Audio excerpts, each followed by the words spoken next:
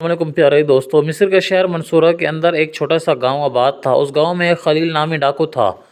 وہ ڈاکو بہت ہی ظالم تھا۔ اس کی دہشت اور خوف سے پورے گاؤں والے کانپتے تھے۔ حتیٰ کہ بہت سی روایات میں یہ بھی ملتا ہے کہ ایک دفعہ امام صاحب نے اس کو ہدایت کرنے کی کوشش کی تاکہ ان برے کاموں سے رک جائے، کیونکہ امام صاحب نے اس کے اندر رحم دلی دیکھی تھی۔ کیونکہ امام صاحب خلیل نامی ڈاکو میں سے ایک بڑی صفت تھی کہ وہ اپنے گاؤں کے کسی بھی آدمی سے کچھ نہیں لوٹتا، حتیٰ کہ وہ گاؤں میں موجود غریب لوگوں کی مدد بھی کیا کرتا تھا، لیکن اس کے ساتھ ساتھ وہ بہت ظالم بھی تھا۔ لیکن اس خلیل نامی ڈاکو نے امام صاحب کو پورے گاؤں کے سامنے رسوا کر ڈالا، اور اب اس کے ڈر کی وجہ سے کبھی خلیل کو کوئی بھی کچھ نہیں کہتا۔ سارے گاؤں والے اس سے تھر تھر کانپتے تھے۔ اور اسی گاؤں میں انجم نامی لوہار رہتا تھا۔ اس کی ایک خوبصورت اور حسین جمیل بیٹی تھی۔ بیوی اس کی بیٹی کی پیدائش کے وقت ہی وفات پا گئی تھی، اور ساری زندگی انجم نے محنت مزدوری کر کے اپنی بیٹی کو ماں باپ دونوں کا پیار دیا۔ لیکن اب وہ انجم بوجھ نہیں اٹھا سکتا تھا، اور ان کے گاؤں والوں کا پانی ذریعہ ایک ندی تھی جس سے وہ تمام گاؤں والے پانی پینے کے لیے بھی استعمال کرتے اور کھانے پینے کے لیے وہی ندی کا پانی استعمال کرتے۔ اب اس کی بیٹی نے کہا کہ بابا جان، ساری زندگی میں گھر سے باہر نہیں نکلی، حتیٰ کہ میں نے بغیر نقاب کے گھر کے قدم نہیں رکھا، لیکن اب آپ بوڑھے ہو چکے ہیں، آپ سے بوجھ اٹھایا نہیں جاتا، اور ندی سے باہر ہے اور بہت ہی فاصلہ ہے، لہٰذا آج کے بعد میں ندی پر اپنی سہیلیوں کے ساتھ جاؤں گی اور گھر کی ضرورت کا سامان پانی بھر کر لاؤں گی۔ انجم کی اب جسم میں طاقت نہیں تھی۔ اس نے مجبوری میں اپنی بیٹی کو کہا کہ ٹھیک ہے بیٹی، اب تم ندی میں جانا اور پانی بھر کر لے آنا۔ ایک دن خلیل ڈاکو کو اپنے ساتھیوں کے ساتھ اس ندی پر اپنے گھوڑے کو پانی پلا رہا تھا کہ اچانک اس کی نظر انجم لوہار کی بیٹی پر پڑی۔ خلیل نے اپنی زندگی میں کبھی اتنی حسین و جمیل لڑکی نہیں دیکھی تھی، اور اس کو دیکھ کر پاگل ہو چکا تھا۔ خلیل نے اپنے ساتھیوں کو اپنے پاس بلایا اور کہا کہ یہ لڑکی کون ہے اور کہاں رہتی ہے؟ تو اس نے کہا حضور، یہ آپ کے گاؤں میں رہتی ہے، یہ فلاں انجم لوہار کی بیٹی ہے۔ ساری زندگی اس نے اپنے گھر سے قدم نہیں رکھا، لیکن اب اس کا باپ بوڑھا ہو چکا ہے، اور اسی لیے یہ خود اپنی سہیلیوں کے ساتھ ندی سے پانی بھرنے کے لیے آتی ہے۔ یہ سن کر خلیل نے اپنے ساتھیوں کو کہا کہ جا کر اس لڑکی کو میرے پاس بلا کر لاؤ۔ خلیل ڈاکو کا ایک ساتھی اس لڑکی کے پاس گیا اور کہا کہ تمہیں ہمارا سردار بلا رہا ہے۔ یہ سن کر انجم لوہار کی بیٹی نے کہا کہ میں تمہارے سردار کے پاس کیوں آؤں، اور وہ مجھ سے کیا کہنا چاہتا ہے؟ تو خلیل ڈاکو کے ساتھی نے کہا کہ ہمارا سردار حکم دیتا ہے کہ وہ کسی کے پاس خود چل کر نہیں آتا، لہٰذا تمہارے سردار کے پاس چلنا ہوگا۔ جب یہ بات اس آدمی نے کہی تو اتنے میں لوہار کی بیٹی سہیلیوں نے کہا کہ یہ ہمارے گاؤں کا بہت بڑا ڈاکو ہے، سارے گاؤں والے اس کے خوف سے کانپتے ہیں، اگر یہ تمہیں بلا رہا ہے تو تم اس کے پاس چلی جاؤ، ورنہ یہ غصے میں آ کر تمہیں نقصان پہنچا سکتا ہے۔ لوہار کی بیٹی خلیل ڈاکو کے پاس آئی اور کہا کہ تم مجھ سے کیا چاہتے ہو؟ تو اس نے کہا کہ میں نے تم جیسی خوبصورت حسین جمیل لڑکی اپنے زندگی میں نہیں دیکھی، لہٰذا میں تمہیں پانا چاہتا ہوں، لیکن اگر میں چاہوں تو تیری عزت کو اسی جگہ پر بھی تار تار کر سکتا ہوں، لیکن تم بہت خوبصورت ہو، اور اسی وجہ سے میں تمہیں اجازت دیتا ہوں کہ تم سیدھا اپنے گھر جاؤ اور اپنے باپ کو جا کر کہنا کہ آج رات اپنے گدھے پر سوار ہو کر دوسرے گاؤں میں چلا جائے اور تمہیں گھر پر اکیلا چھوڑ دے۔ اگر تیرے باپ نے میری بات نہ مانی تو تیرے باپ سے میں تمہارے گھر کو آگ لگا دوں گا۔ یہ سن کر اس لڑکی نے خلیل ڈاکو کے منہ پر تھپڑ مارا اور کہا کہ تم نے مجھے چھونے کی جرات بھی کی تو تم نے ہمارے گھر قریب آنے کی جرات بھی کی تو میں تمہارا منہ نوچ لوں گی۔ اور اس کے بعد وہ لڑکی وہاں سے چلی گئی۔ جب لوہار کی بیٹی نے تھپڑ مارا تو اس کی سہیلیوں نے بھی سمجھا اب خلیل اس کو یہاں کر دے گا، لیکن اس نے ایسا کچھ نہیں کیا اور غصے سے صرف دانت پیستا رہا۔ اس کے ساتھیوں نے کہا کہ حضور، اگر آپ اجازت دیں تو ابھی اس لڑکی کو کر دیں۔ تو خلیل نے کہا کہ ایسا بالکل نہ کرنا۔ اس کے بعد خلیل نے اپنے ایک سپاہی کو پیغام بھیجا کہ جا کر انجم لوہار کو کہو آج کی رات تم اپنے گدھے پر سوار ہو کر دوسرے گاؤں چلے جانا اور اپنی بیٹی کو اکیلا گھر پر چھوڑ دینا۔ اگر تم نے ایسا کیا تو خلیل ڈاکو آج رات تمہیں گھر آگ لگا دے گا اور تم دونوں کو زندہ جلا دے گا۔ خلیل ڈاکو پیغام لے کر جب اس کا ساتھی انجم لوہار کے پاس پہنچا تو انجم لوہار خوف سے کانپنے لگا، اور وہ بہت ہی پریشان ہو گیا کہ اب یا تو ہم دونوں کو زندہ جلنا ہوگا یا پھر اپنی بیٹی کی عزت کو تار تار کرنا ہوگا۔ انجم لوہار اپنی بیٹی کے پاس گیا اور اس سے کہا تو اس کی بیٹی نے کہا کہ بابا جان، آپ شام کو گدھے پر سوار ہو کر دوسرے گاؤں چلے جائیں، وہ میرا کچھ نہیں بگاڑ سکتا۔ انجم نے کہا بیٹی، میرے پاس ایک آخری راستہ ہے، اس کے بعد ہی کوئی فیصلہ ہوگا۔ انجم اپنے گدھے پر سوار ہو کر شہر کے قاضی کے پاس گیا اور اسے ساری صورتحال میں بتایا۔ جب قاضی نے خلیل ڈاکو کے بارے میں سنا تو اس نے کہا کہ ابھی اور اسی وقت گدھے پر سوار ہو اور اپنے گھر چلا جا۔ اگر خلیل کو صرف یہ پتہ چل گیا کہ میرے پاس مدد مانگنے کے لیے آیا تو وہ میری بیٹی کو اٹھا کر لے جائے گا اور میں کچھ نہیں کر پاؤں گا۔ مجھے میری بیٹی بہت عزیز ہے اور مجھے یہ عہدہ بھی بہت عزیز ہے۔ انجم لوہار مایوس ہو کر اپنے گھر لوٹ آیا اور اپنی بیٹی کو بتایا تو اس کی بیٹی نے کہا کہ بابا جان، میرے پاس ایک آخری راستہ ہے، اگر ہم اس میں کامیاب ہو گئے تو میری عزت بھی بچ جائے گی اور اس خلیل کی نامی ڈاکو کی زندگی بھی بدل جائے گی، وہ سیدھے راستے پر سچائے گا۔ یہ سن کر انجم لوہار نے کہا کہ بیٹی تم کیا کہنا چاہتی ہو؟ تو انجم لوہار کی بیٹی نے کہا کہ بابا جان، بے شک خلیل بہت ظالم ہے اور بہت بڑا ڈاکو ہے، لیکن اس کے اندر میں نے رحم دلی بھی دیکھی ہے، اس کے اندر میں نے چھپا ایک اچھا انسان بھی دیکھا ہے۔ تو انجم لوہار نے کہا کہ بیٹی تمہارے کہنے کا مقصد کیا ہے؟ تو لوہار کی بیٹی نے کہا کہ بابا، جب خلیل ڈاکو نے ندی کے پاس مجھے دیکھا تو کہا کہ میں تمہارے پاس، تو میں نے اس کے چہرے پر تھپڑ مار دیا۔ جب میں نے اس کے چہرے پر تھپڑ جڑا تو اگر وہ چاہتا تو مجھے وہی تار تار کر سکتا تھا، لیکن اس نے یہ کرنا بہتر نہیں سمجھا، اور اس کے چھپے اچھے انسان نے کہا کہ یہ کرنا صحیح نہیں۔ اتنا بڑا ڈاکو جس کے نام سے بڑے بڑے شہر کے قاضی تھر تھر کانپتے ہیں، اس ڈاکو کو میں نے تھپڑ مارا لیکن اس نے مجھ پر ہاتھ بھی نہیں اٹھایا۔ مجھے اس کی یہ ادا بہت پسند آئی۔ بابا جان، میں چاہتی ہوں کہ میں خلیل ڈاکو کو سیدھے راستے پر لا کر اپنے مذہب کے مطابق اس کے ساتھ نکاح کروں، کیونکہ مجھے اس سے محبت ہو گئی ہے، لیکن اس کے لیے ہمارے پاس صرف ایک ہی راستہ ہے۔ انجم لوہار نے کہا کہ بیٹی بتاؤ کون سا راستہ ہے؟ تو اس کی بیٹی نے کہا کہ بابا جان، آپ ہمارے پڑوسی سے گھوڑا مانگ کر لائیں، ہمیں شام سے پہلے سلطان صلاح الدین ایوبی رحمۃ اللہ کے دربار میں پہنچنا ہوگا۔ اگر ہماری ملاقات سلطان سے ہو گئی تو میرا مقصد پورا ہو جائے گا۔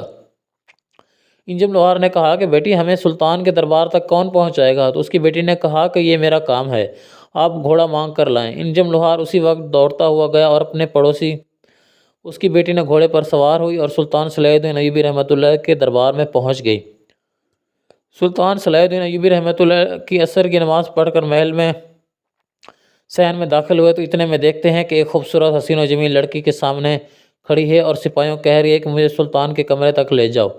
یہ منظر سلطان صلاح الدین ایوبی رحمۃ اللہ علیہ نے دیکھا تو سلطان نے حکم دیا کہ ابھی اور اسی وقت اس لڑکی کو میرے کمرے میں لاؤ، اور جب اس لڑکی کو سلطان صلاح الدین ایوبی رحمۃ اللہ علیہ کے کمرے میں لایا گیا تو پھر اس لڑکی نے سلطان کو کہا کہ حضور، میری ایک درخواست ہے کہ آپ اپنے قریبی ساتھیوں کو باہر بھیج دیں۔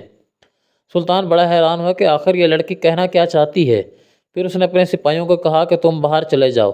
سپاہی باہر چلے گئے تو اس لڑکی نے سلطان صلاح الدین ایوبی رحمۃ اللہ علیہ کو، حضور میں فلاں گاؤں سے آئی ہوں، میں انجم لوہار کی بیٹی ہوں، میرے بابا نے ساری زندگی مشکلات میں گزاری، مجھے عزت کے ساتھ بڑا کیا، لیکن آج رات اگر آپ نے ہمدردی نہیں کی تو خلیل نامی ڈاکو میری عزت کو تار تار کر دے گا۔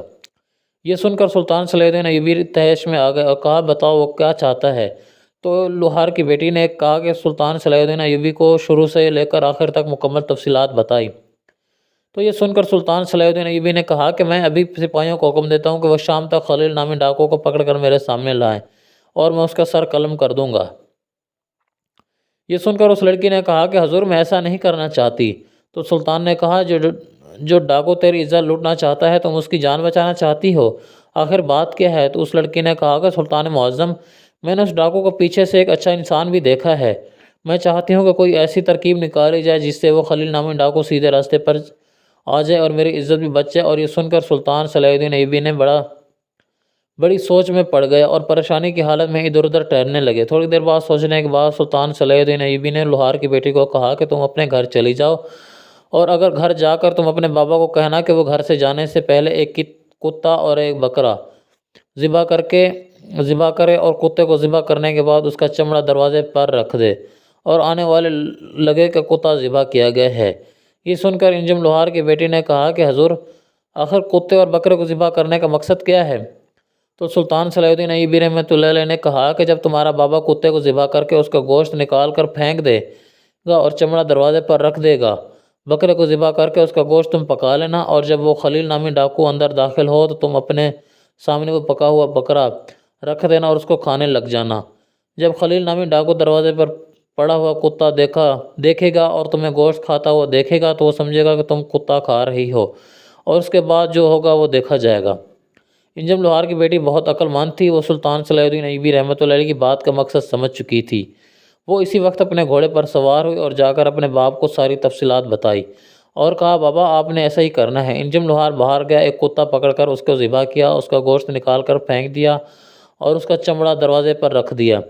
اب آنے والے کو ایسا لگ رہا تھا کہ جیسے کتا کو ذبح کر کے اس کا گوشت نکال دیا گیا ہے، اور اس کے بعد اس نے بکرا ذبح کیا اور اس کا سالن بنانے کے بعد اپنی بیٹی کے آگے رکھتے ہوئے انجم لوہار اپنے گدھے پر سوار ہوا اور اپنی بیٹی کی عزت کو اللہ کے حوالے کرتا ہوا چلا گیا۔ تھوڑی دیر گزری کہ خلیل ڈاکو گھوڑے کے آوازیں آنے لگی۔ اس کی بیٹی اب بکرے کا گوشت کھانے لگی۔ جیسے ہی خلیل ڈاکو اندر داخل ہوا تو اس نے دروازے پر پڑا کتا دیکھا اور پھر لوہار کی بیٹی کو کھانا کھاتے ہوئے دیکھا تو اس نے نفرت میں کہا کہ یہ تم کیا کھا رہی ہے؟ تو لوہار کی بیٹی نے کہا کیوں، کیا ہوا؟ تو اس نے پھر نفرت میں کہا یہ بتاؤ تم کیا کھا رہی ہو؟ تو انجم کی لوہار کی بیٹی نے کہا تمہیں نظر نہیں آتا ہمارے پاس کھانے کے لیے کچھ نہیں تھا تو میں نے کتا ذبح کیا اور اسی کا پکا ہوا گوشت کھا رہی ہوں۔ جب یہ بات خلیل ڈاکو نے سنی تو وہ لوہار کی بیٹی سے دور کھڑا ہو گیا اور سخت نفرت کرنے لگا اور اس کے بعد واپس جانے لگا تو اتنے میں پیچھے سے لوہار کی بیٹی نے آواز دی، کہا خلیل کیا تم اب واپس کیوں جا رہے ہو؟ جس پر لڑکی کو پانے کے لیے تم نے اتنا انتظام کیا، اب خالی ہاتھ لوٹ کر کیوں جا رہے ہو؟ تو اس نے کہا کہ جو لڑکی کتے کا گوشت کھا سکتی ہے میں اس کو چھونا